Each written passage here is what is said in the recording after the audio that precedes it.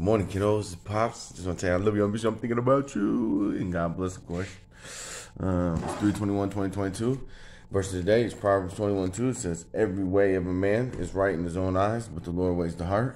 I liked that one. Every way of a man is right in his own eyes, but the Lord weighs the heart. It's Proverbs 21:2. Every way of a man is right in his own eyes, but the Lord weighs the heart. I like that, man. So yeah, let's read the just for today this morning. Wait a minute, where'd it go? Oh, it's over here. I was looking at, I got something else. I got some other things we're gonna start doing, man, kiddos. I feel like I could do more, you know?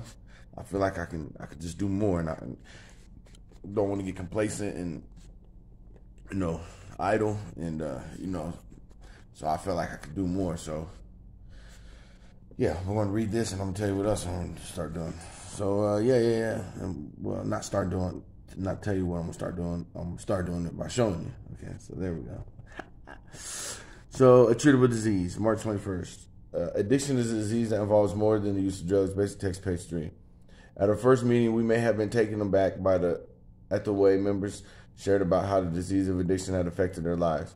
We thought to ourselves, disease, I've just got a drug problem. What in the world are they talking about? At some point in the program, we began to see that our addiction rather ran deeper than our obsessive-compulsive drug use. We saw that we suffered from a chronic illness that affected many areas of our lives. We didn't know where we caught this disease, but in examining ourselves, we realized that it has been present in us for many years. Just as the disease of addiction affects every area of our lives, so does the NA program. We attend our first meeting with all the symptoms present: the spiritual void, the emotional agony, the powerlessness, the unmanageability. Treating our illness involves much more than mere abstinence.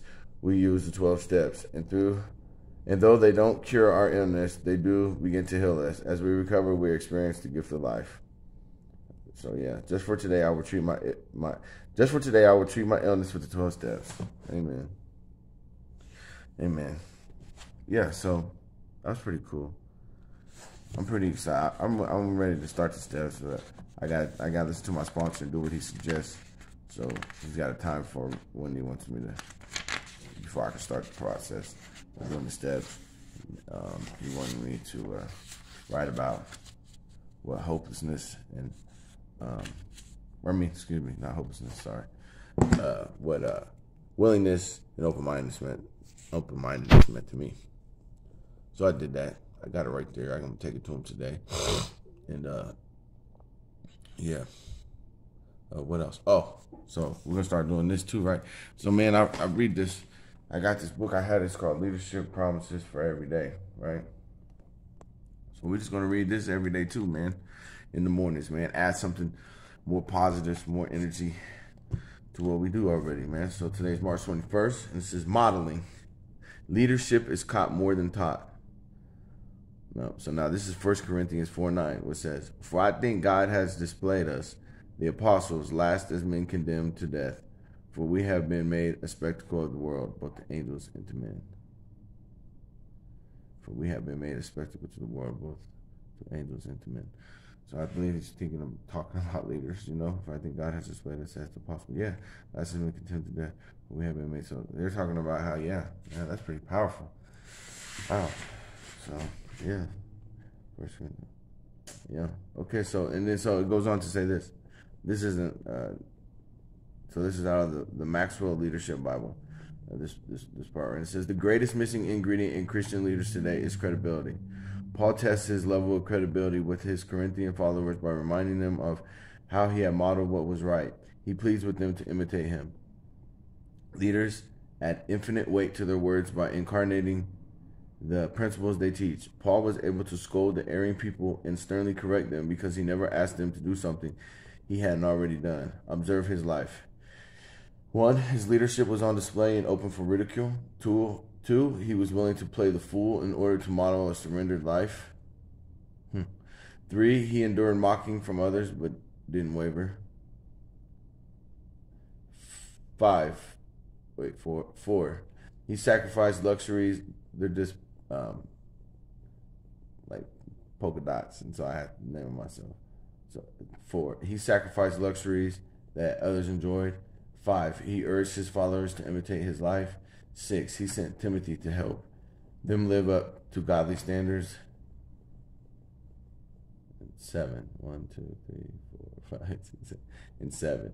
He reminded them that God's kingdom was not all about talk, but power. That was pretty cool, man. So yeah, we'll start doing that every day, reading what they, and see what we can learn together, man. So now we basically learned about Paul's life, yeah, and being a leader, and yeah. So that's only 5 minutes, man. So we can do this every morning, kiddos. You know what I mean? Just add something to it, man. So what I get from that is, think about everything that Paul went through, in his life. Now he was still a leader. That's pretty cool. Yeah, man. So kiddos, man, I just want to tell you I love you, man. Pop's about to go DoorDash. You already know what time it is. And I got big day today, big night tonight. And yeah, I'll tell you about it later. Show you about it later, And we got something else coming up in the afternoon too, kiddos. That Pop's gonna take it up a notch, man. And I'm not gonna tell you. I'm just gonna show you, So I'll be back later on this afternoon. I feel like I gotta start making more videos again and get back. Sometimes Pop's getting his head and stuff. So yeah, man. So let me get off here and stop rambling, kiddos. But I just love you. I miss you. I'm thinking about you. And God bless.